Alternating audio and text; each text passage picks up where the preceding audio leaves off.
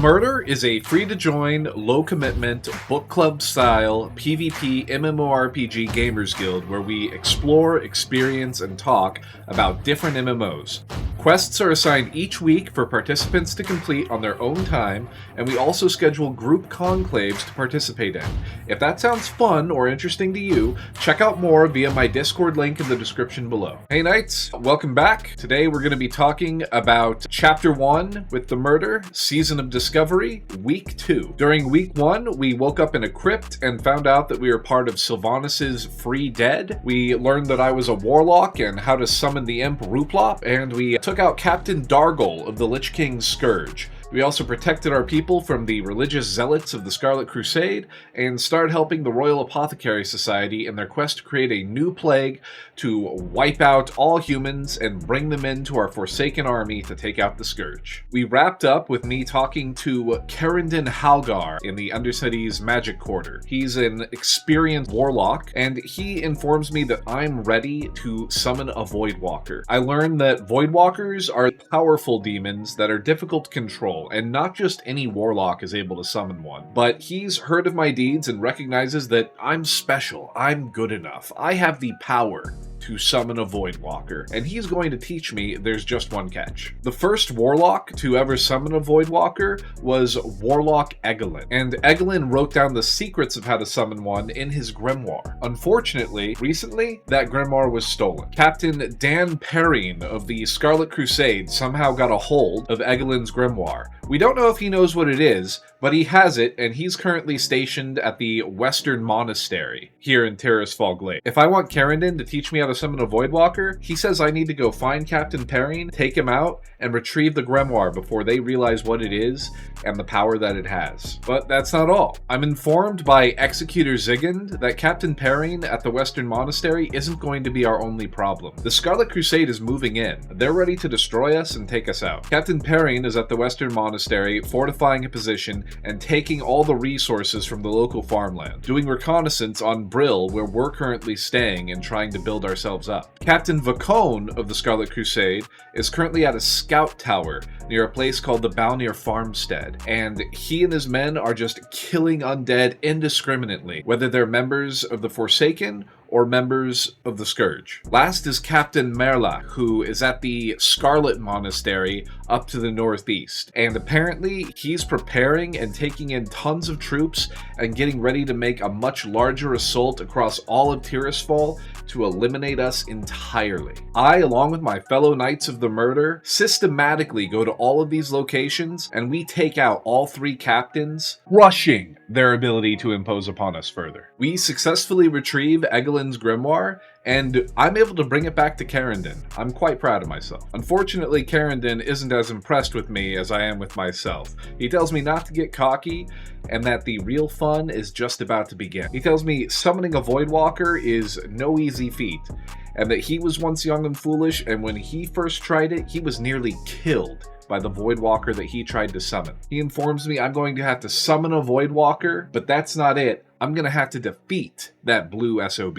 I have to defeat him, find him, and make him mine. So I do it. I summon Krakak, the hack-pack demon that'll make you backtrack. We make it flat, chat. So Krakak and I, best of friends now, we go to meet with Johan of the Royal Apothecary Society, which you may remember from last week. It had me feed poisoned pumpkins to prisoners and explain, at the behest of Banshee Queen Sylvanas, the apothecaries are trying to create a new plague bioweapon in order to wipe out all humans and raise a Forsaken army to end our persecution by the church and to defeat the Scourge army of the Lich King. Well, Johan has more work for us, trying to gather ingredients for his new plague experiments. He has us kill Darkhounds for their blood, Murlocs for vile fish scales, and Nightweb spiders for their venom. He uses these ingredients to make a new version of his plague recipe, which he has me pour into beer and then feed to a dwarf prisoner who's being held beneath the inn. He tells me that I should bring his findings to Apothecary Renfarrell, who is miles away in this place called the Silver Pine Forest. Well, I got nothing better to do, So I start heading that way. Apparently he's staying at this place called the Sepulchre. I meet Renfurl, and he's excited by Johan's findings, and he plans to forward them to the Undercity, but before he does that, he wants me to get more ingredients for him. He asks me to retrieve a toxin from the hearts of local bears in the area, and blood from the local spiders, and he wants me to bring the blood, the hearts, and Johan's findings all to Master Apothecary Farinell in the Undercity, which is right next to Brill, where I just was, so he's essentially having me walk all the way back. What a dick. Anyway, Master Apothecary Farinell is pleased. He thanks me for the ingredients, but he suggests that I can do even more to help the Royal Apothecary Society by tracking down the journal of this Apothecary Berard, who was a renowned Forsaken apothecary until he was cursed by a figure named Aragal and turned into a mindless servant, presumably of the Scourge. Apparently, Berard was researching an ancient plague that killed off all aquatic life in Silverpine Forest's Lake Lordamere. Berard was last known to be staying in Pyrewood Village Inn. His research is still thought to be there. I'm warned, however, that the entire village of Pyrewood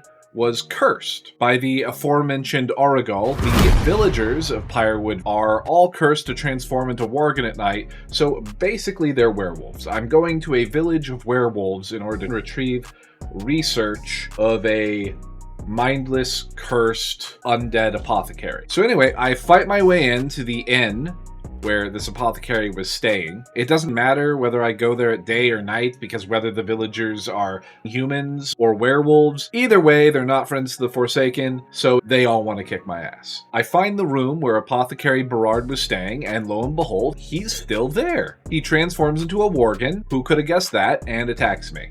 I manage to defeat him, I recover his journal full of notes, and I return to Master Apothecary Farinell in the Undercity. Berard's journal states that moss from lake skulkers and creepers, as well as a rare tumor from vilefin murlocs in Lake Lordamere, could prove useful in brewing a new plague for Sylvanas. So I'm asked to go there and try to retrieve samples of those as well. On my way to the lake, I stop back in the Sepulchre in Silverpine Forest, where I meet Dallin Dawnweaver, this very flamboyant, very pink mage. Dallin is acquainted with Aragal, the figure who cursed Pyrewood Village and Apothecary Berard, and he informs me that Aragal has in fact cursed all of the Silverpine Forest with his magics. That's why there's monsters all over the place, that's why everything has toxins in their blood, and that's why everything's screwed up around here.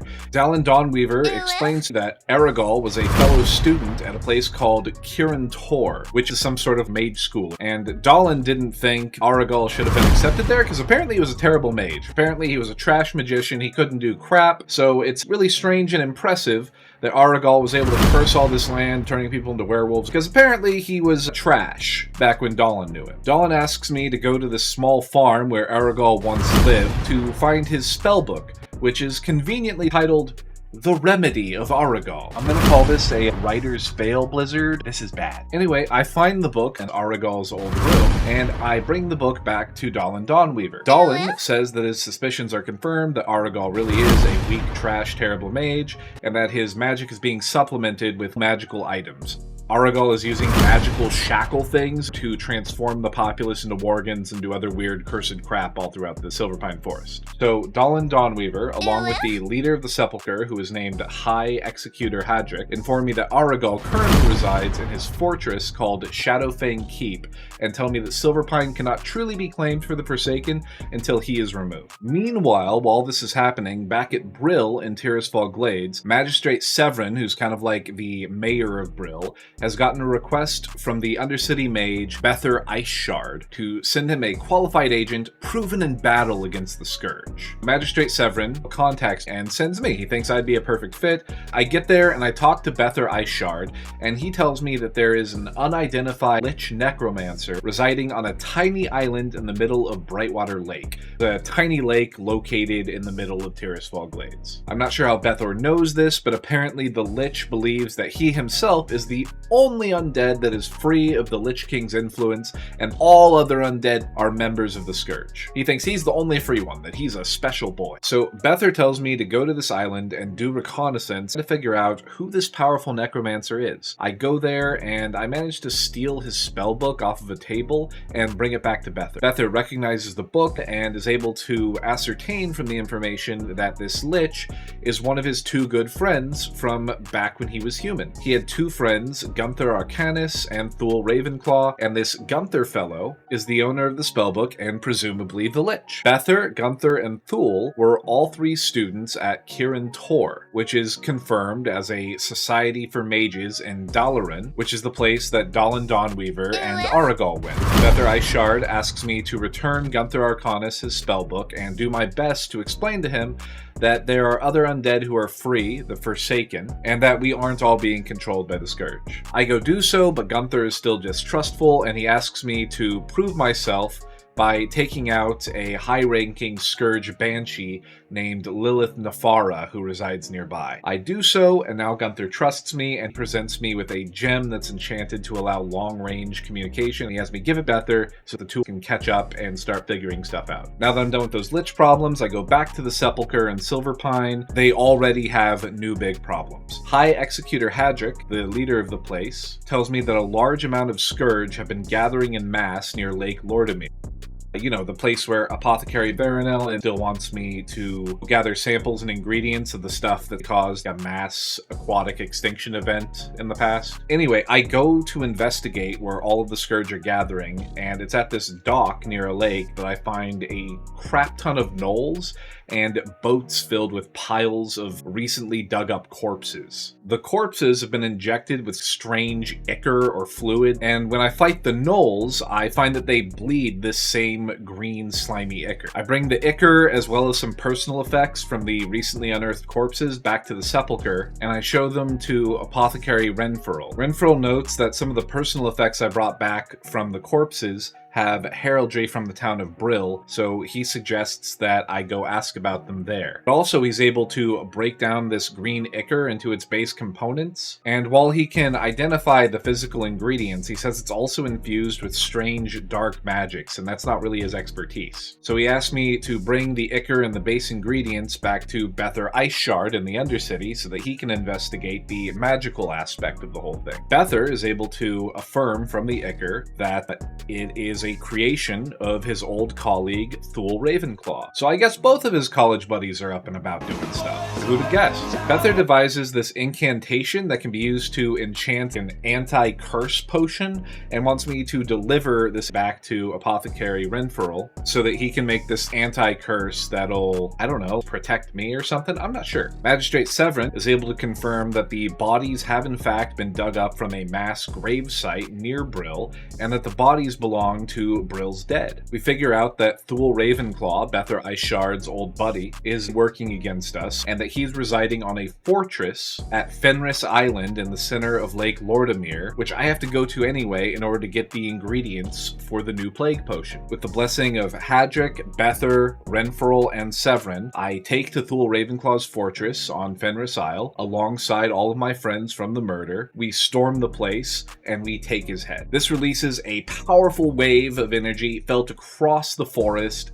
and when we return, High Executor Hadric lets me know that our actions will ring across the Forsaken. That's pretty much the story for this week. Now let me tell you about the murder's first dungeon we did. Veramathris, a demon captain of Sylvanas' army, charged with conquering all the human and dwarven lands to the south, informs me of a renegade warlock group called the Searing Blade, hidden in the volcanic caverns below the Orc capital. Apparently, this group is a sect of something called the Shadow Council, which are affiliated with a group called the Legion, which I guess has something to do with demons. I'm not actually sure. But anyway, Veramathris tells me that this group is in possession of two powerful spellbooks, which our Banshee Queen Sylvanas wishes to possess. She thinks, maybe it would be better if we had these spellbooks rather than them, It makes sense. The books are titled Spells of Shadow and Incantation to the Nether. Veramathris bids me to assemble a team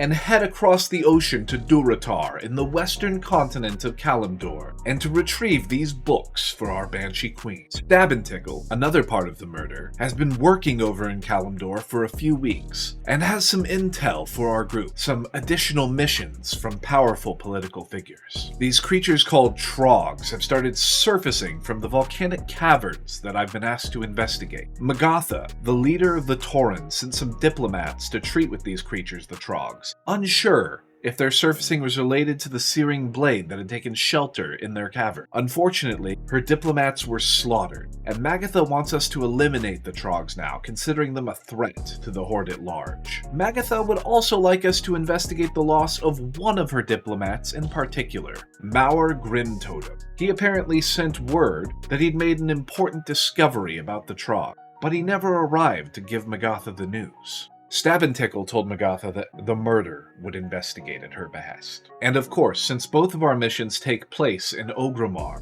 the Orc capital, led by War Chief Thrall, we paid our respects to his representatives and spoke to him about the goals we sought to accomplish in his lands. We learned from his representatives that War Chief Thrall wants the Searing Blade eliminated completely. The group is trying to convert Horde members to their demonic cause. Specifically, Thrall wants their leader, a Felguard named Taragaman the Hungerer, to be slain, and the beast's heart to be delivered to him. Well, delivered to his representative, a loyal warlock by the name of Kniraven. We agreed to take on this mission. Together, the murder sets out into Ragefire Chasm, ready to eliminate the Trogs, take the heart of the Searing Blade's demonic leader, and retrieve for our Banshee Queen the spellbooks of his followers. We are successful. What did everybody think of the dungeon? It's alright. It's pretty basic. Bosses are fine. Groups of mobs are stressful because I have cooldowns and I can't keep up with you guys stealing mobs from me. Building rage is slower compared to you guys just pew pew blasting, but hopefully as I get higher it'll get better. From what I've read in chat, people have said that tanking is not great. Nobody wants to do it, but you know, you're at least one of the best classes for it. That was too many mobs. There were no mechanics, basically, but it's a first dungeon. What did you think of the change in difficulty leveling to 10 versus leveling to 15? It was a big increase in difficulty and slight increase in slowness. Till 13 was easy, and then the forest much more difficult. it's been hard for me since the start, but it went from 0 to 100 within the forest. It got way harder. It has to be done with multiple people. I think the mob density was just annoying, mostly. That was a big part of the difficulty, was mob density, but then there's just tougher mobs, which I didn't really feel one way or another. It was tedious because their huge aggro range is annoying. It's alright, I guess. It's not like it's hard. What did you think of the aesthetics going to Orgrimmar in comparison to the Land of the Forsaken? It's dry and crusty and reminds me of how my lips feel in wintertime. This area just looks way more cartoony to me. I like the environments in wherever we were from more, but I like the architecture better. How do you like the new skills that you've gotten leveling up to 15? Regeneration's the only one I've been using in that big fire blast thing. But I like regeneration. Also, leveling up arcane missiles is really good. They do a lot of damage, and I upgraded them so they shoot more missiles, and it's very mana efficient. It just deals a lot of damage. I got a few. Bash, I got Revenge recently. I have Demoralizing Shout now. It makes me more panicky with my rage because every single one of my skills costs rage. I got things like Garrote, which is a stealth backstab that causes damage over time instead of just straight up damage. I got an Expose Armor, which reduces the amount of armor on the opponent when I use it as a finisher. I got my Feint, which allows me to get rid of my threat in case I start to pull a hate. I did that several times during this last dungeon. What's everybody's favorite rune so far? The minion one is probably best for the priest.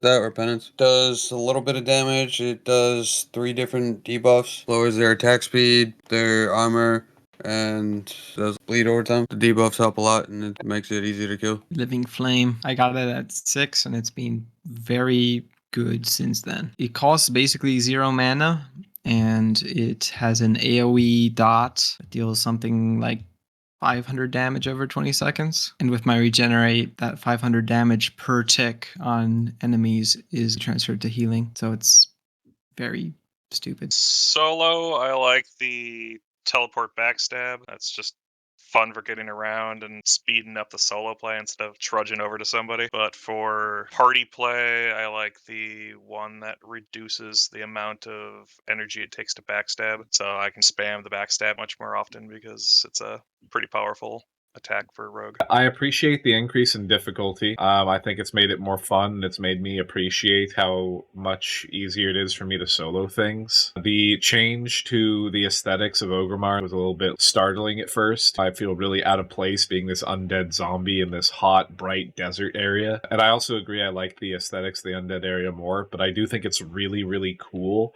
how when I travel to an area for a different race, you can tell that this is a different people, it's a different culture, everything's different. Whereas in a lot of games, the changes from area to area are much more muted. My favorite rune so far is Haunt, which is the first one I got. It deals a nice chunk of damage, and additionally, it gives all of my shadow damage boost for 12 seconds, and it heals me for all the damage I deal during that 12-second period. And that has just been my bread and butter best skill ever since I got it. The last question I want to ask everybody is, in leveling from 10 to 15, has your impression of the game changed in any way? Do you enjoy it more now? Was this second week more fun, or was it less fun and more tedious? It slowed down quite a bit, but I think overall the quality of play went up a bit. Some of the mob density stuff was really annoying, but the actual playing the game was more fun. It's the same for me. I think the areas got more interesting. It's a lot harder, but I like it better than the starting zone. It's similar to Classic. I like the increase from 10 to 15 better than 1 to 10, but that's to be expected. You're just getting more capabilities.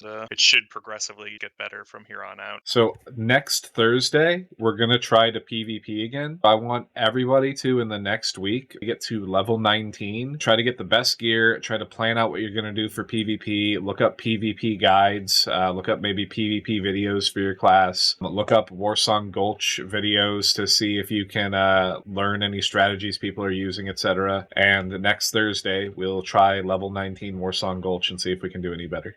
Hey Knights, if you enjoyed this video, please give it a thumbs up and hit that subscribe button. For more awesome content, catch me live on Twitch or follow me on Twitter. Just search Kniraven or visit Kniraven.com. Thanks for the support, and see you next time.